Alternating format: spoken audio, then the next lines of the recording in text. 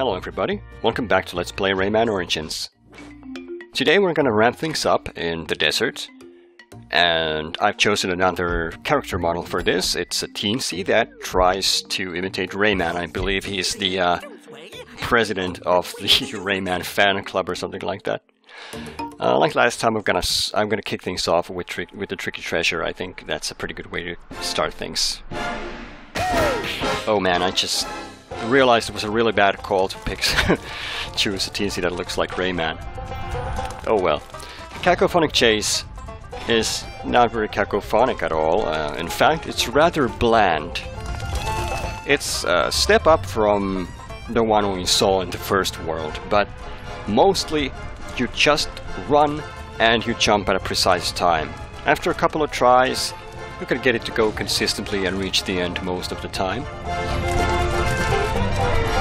And really, it's just, that's what it is. I have nothing to say about this. There's some wind, but mostly it's running and jumping. And in fact, it's already over. You know, I can't help but think it would be a lot better if they actually utilized the flying power-up for this stage, because they do that with future power-ups in later tricky treasure maps. But that's our second skull tooth. Now we can move on to the actual meat of this update. Time trials. Oh yes. The first two maps are awesome for that. Crazy Bouncing, as you may remember, has a lot of drums in it. And they play a pivotal role if you really want to go for a good time, because some of them are lined like that and then give you a horizontal boost. But most of them just point upwards. And that means they send you flying vertically instead of horizontally, and thus slow you down. So you don't want to do that, actually. You have to be kind of picky which drums you step on. I'm thinking some of them might give you an extra boost if you ground stomp them, but I never really practiced that much with this level, even though I really do like it. Mostly though, it's just spinning and jumping, because that gives you the best speed generally, aside from sliding down any slopes, of course. Now this isn't my best run of the lot, but it was impressive enough, so I kept it in. And we actually have the chase sequence for the time trials.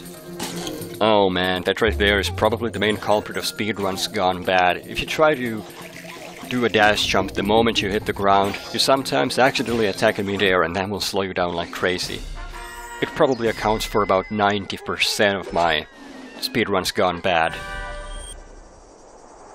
Also, don't worry about the chase sequence itself. Even if the screen scrolls forward slowly, you can just keep going at your own pace.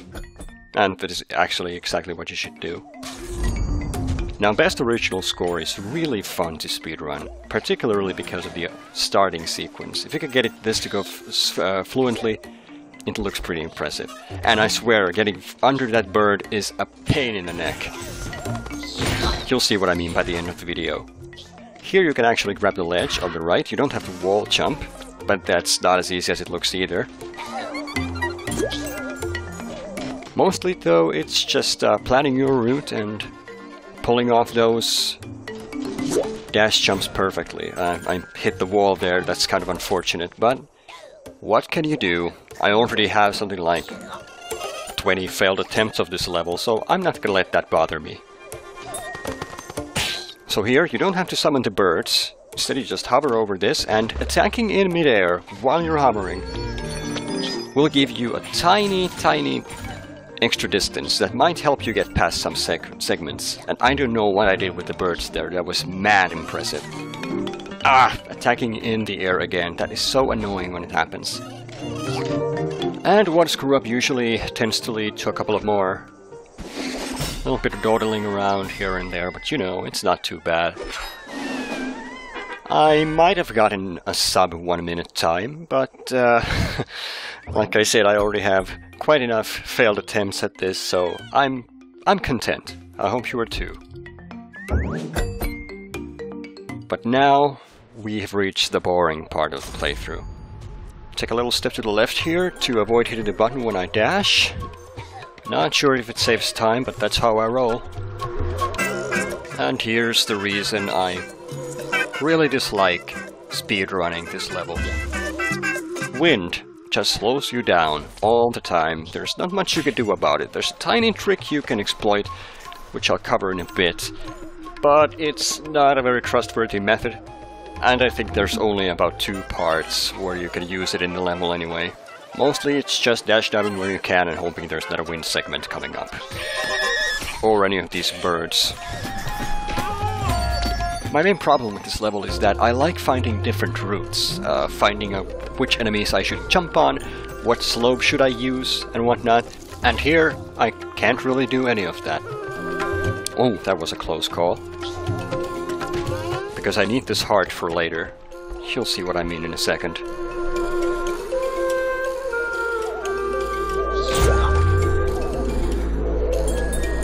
Now right here in this part, with the long windy section, if you hit an enemy and face the opposite direction, they actually throw you through the wind segments faster than you'd get if you hovered. If you choose to do it at the bottom of the screen, there are more birds and you can use your invincibility frames to actually get hit twice and get thrown off to the other side entirely. That's also why I picked up the heart earlier, in case you were wondering about that. But it's not a very good strategy in that I've only managed to do it once, and that was completely by accident. If you could pull that off, you could probably save a lot of seconds. Pin no mind to the fact there's only 60 Electoons and 1 Skull Tooth at the moment. I had to use a little editing magic there. Now, if you thought Win or Lose was a bad level to speedrun, you have seen nothing yet. Because Skyward Sonata takes the prize for being the grand champion of slow and boring and bland levels to speedrun. Because we have the snake, of course. So I'm gonna outrun him, because, you know, why would I wait around for him, right? Well, there's your answer. There's no getting past that without the snake, so I'm going a little crazy over here. Because this is just... it just isn't very interesting. I probably should have sped this up or something. Oh well. These are the only places where you can get a faster time. Jump off the back of the snake by the time you reach the end of the segment. Get to the door as fast as you can. That's it. There's nothing else you can do.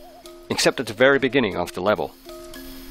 So most of the time you're just stuck riding the snake, trying to find ways to keep your mind occupied as the damn slithering thing just wades slowly to the next segment. Oh my goodness, this is just so boring. And as you can tell, there's nothing we could do to make this go faster, so we're just playing some more of the good old waiting game. If you really want to speedrun this level, it's kind of problematic that there's only a couple of areas where you can improve your time, because by the time you reach them, you're a nervous wreck for just standing around for so long. It's a good thing I never really bothered to get a good time in this level, but still. I mean, it would be slightly better if you could somehow climb over some of the obstacles we saw before, like the one right here. But as far as I know, there's simply no way to do it. It's a real shame. I think they missed a chance there.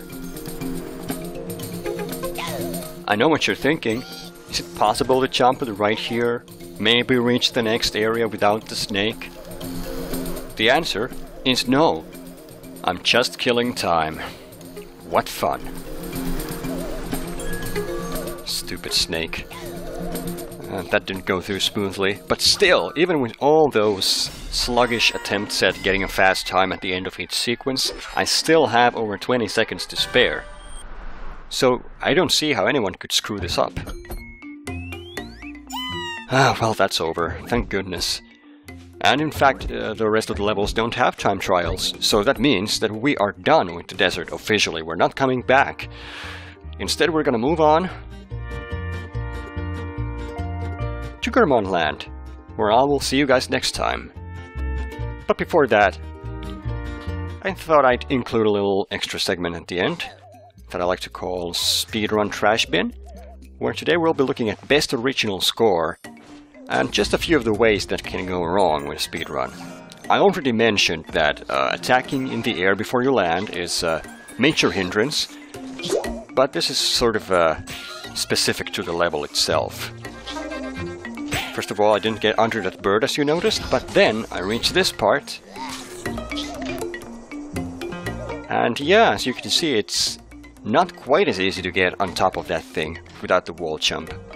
Frankly, I'm not too sure if it even saves you any time, but at least it's not slower. Not by a huge margin in any case.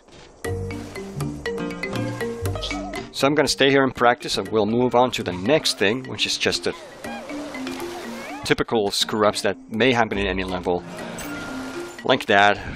Jumps falling too short, overdoing a jump, overshooting something.